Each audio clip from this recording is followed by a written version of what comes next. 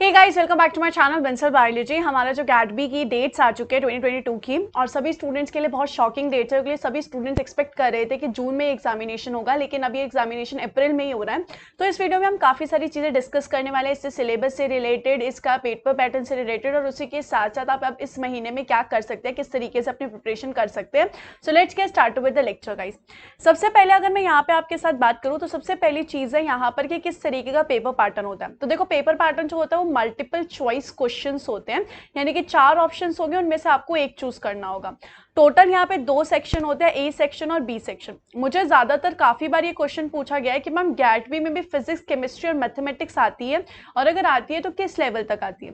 देखो, 2 सेक्शन है, ए और बी, तो जिसमें से जो ए सेक्शन है ना, उसमें सिर्फ 12th तक का आता है, यानी कि आपका बीएससी का भी नहीं पूछा जाता। कहाँ तक का पूछा जाता है? 12th तक का।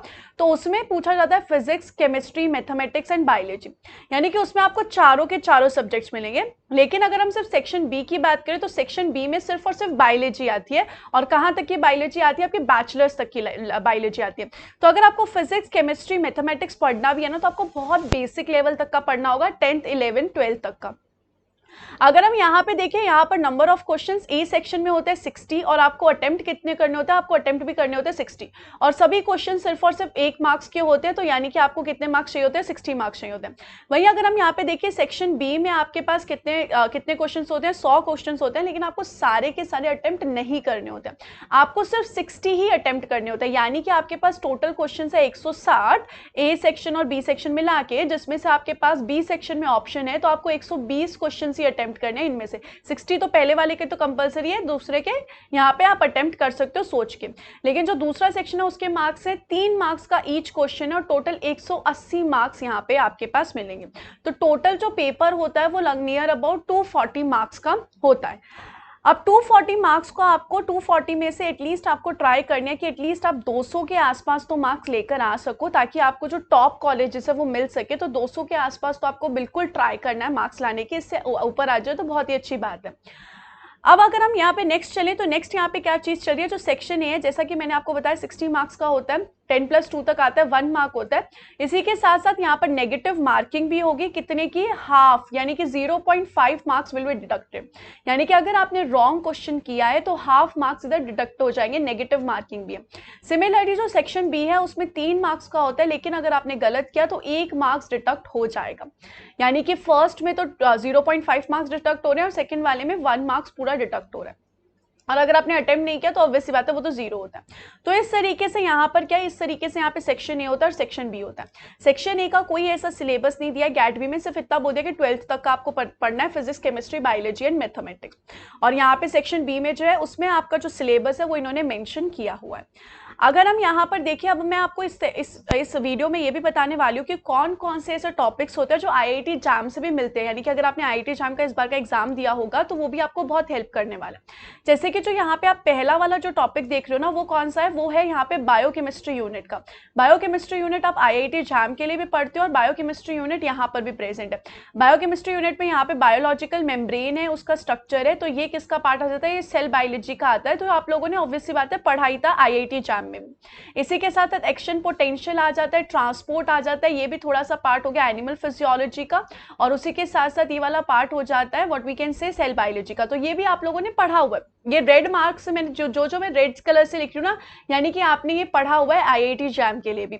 इसी के साथ साथ यहाँ पे photosynthesis, respiration, electron transport chain, ये सब आपने प्लांट फिजियोलॉजी में पढ़ा होगा आईआईटी जैम के लिए, तो ये भी आपने पढ़ा हुआ है। और बाकी जितना भी पार्ट है वो बायोकेमिस्ट्री का पार्ट है। तो यहाँ पे आपने आईआईटी जैम में अगर पढ़ा है, आईआईटी जैम की तैयारी की थी, तो आपको सिर्फ और सिर्फ इसका रिवीजन करना और कुछ नहीं करना, बाकी आपने सब पढ़ा हुआ है। नेक्स्ट अगर हम यहाँ पे देखें तो नेक्स्ट है यहाँ पे वायरसेस, यानी कि ये कौन सा टॉपिक आ गया? ये माइक्रोबायोलॉजी का आ गया। माइक्रोबायोलॉजी जो है वो भी आप लोगों ने पढ़ी होती है किसमें? आईआईटी जैम में। तो यहाँ पे स्ट्रक्चर एंड क्लासिफिकेशन है, पूरा माइक्रोबायोलॉजी से रिलेटेड ये टॉपिक है, तो ये भी आपने पढ़ा होता है, तो यहाँ पे आपको रिवाइज करना है। तीसरे यूनिट प्योरली सेल बायोलॉजी है। सेल बायोलॉजी भी सेम आपने पढ़ी होती है आईआईटी जैम के लिए। तो यहाँ पे cell cycle, cell growth, cell to cell communication, cell signalling, ये सारी चीजें स्टूडेंट्स ने पढ़ी होती है। तीसरा जो टॉपिक आता है यहाँ पर जो दिया हुआ है वो इन्होंने दोनों मिला के दिया हुआ है, यानी कि इन्होंने जेनेटिक्स प्लस मॉलिक्यूलर बायोलॉजी को एक ही कर दिया इसमें। और हम जेनेटिक्स भी पढ़ते हैं और मॉलिक्यूलर बायोलॉजी भी पढ़ते हैं आईआईटी जैम में, तो यहाँ पर वही सारी चीजें आपको पढ़नी है। Mutations, mutagenesis, nucleic acid, RNA, DNA, linkage, genetics, ये सब आपको पढ़ना है। पढ़ना क्या है, अगर आपने आईआईटी एग्जाम के लिए प्रिपरेशन किया तो आपको सिर्फ रिवाइज करना है। तो ये सब भी मेरे ख्याल से आप आराम से कवर कर सकते हैं। इसके बाद अगर हम यहाँ पे जाए, अब नेक्स्ट जो चीज है वो नेक्स्ट है टेक्निक्स।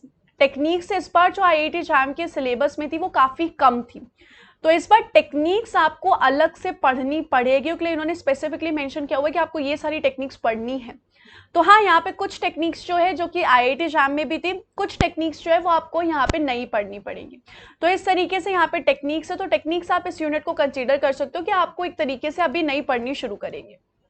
इसी के साथ साथ अगर हम नेक्स्ट यूनिट पे चले, नेक्स्ट यूनिट है इम्यूनोलॉजी। वंस अगेन आप इम्यूनोलॉजी जो है वो आईआईटी एग्जाम के लिए भी पढ़ते हैं, तो इम्यूनोलॉजी तो होती है आईआईटी एग्जाम में। उसके अलावा बिल्कुल नया टॉपिक होता है bio informatics. It is totally and absolutely new topic. Bio informatics जो है वो बिल्कुल नया टॉपिक होता है, मतलब ये तो स्टूडेंट ने कभी पढ़ा भी नहीं होता, तो ये तो आपको बिल्कुल नया पढ़ना होगा। उसके अलावा यहाँ पर आता है आरडीटी। आरडीटी का भी वंस अगेन ये है कि काफी पोर्शन आप आईआईटी एग्जाम में पढ़ लेते हो, आपको सिर्फ 2-3 चीजें होंगी जो नहीं पढ़नी होगी गैट बी के लिए। मैक्सिमम चीजें जो होती है आप पढ़ लेते हो आईआईटी एग्जाम के लिए भी, तो यहाँ पर भी आपको मैक्सिमम तो रिवीजन ही करना। नेक्स्ट अगर हम यहाँ पे यूनिट्स पे चले, नेक्स्ट यहाँ पे क्या है, टिश्यू कल्चर। टिश्यू कल्चर जो है ये तो पूरा का पूरा जो पेज है ना वो बिल्कुल नया पेज है, क्योंकि यहाँ पर जो टिश्यू कल्चर है वो भी आईआईटी एग्जाम में नहीं पूछा जाता है। उसी के साथ साथ animal culture, plant culture, bio processing, ये जो है यहाँ पर ये है बायो प्रोसेसिंग। तो ये जितना भी हिस्सा है ना यहाँ से लेकर यहाँ तक का, ये तो बायो प्रोसेसिंग है। तो ये भी स्टूडेंट्स कभी नहीं पढ़ते आईआईटी एग्जाम में, टिश्यू कल्चर नहीं पढ़ते हैं। यहाँ पर भी प्रेजेंट है टिश्यू कल्चर, ये टॉपिक है टिश्यू कल्चर का और ये भी टॉपिक है टिश्यू कल्चर का, तो ये आप तो पढ़ते ही नहीं।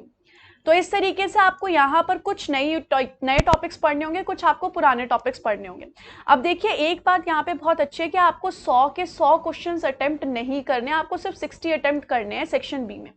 तो अगर आप चाहें तो आप ये सोच भी सकते हैं कि चलो भाई एक यूनिट आप स्किप करने का भी सोच सकते हैं, बट हाँ ऐसी यूनिट स्किप करना जिसमें से गैट भी बहुत ज्यादा क्वेश्चंस नहीं पूछता है। पता चला आपने ऐसी यूनिट स्किप कर दी जिससे गैट भी बहुत ज्यादा क्वेश्चंस पूछता है।